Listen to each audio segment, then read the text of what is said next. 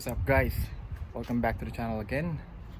For today's vlog is an auto vlog. Itong car na to is muddy, may pet hair. So nahirapan akong linisin siya. So panoorin nyo to.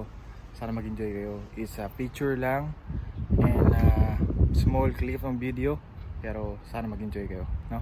You make sure you subscribe to the channel and click mo na rin yung bell button in there.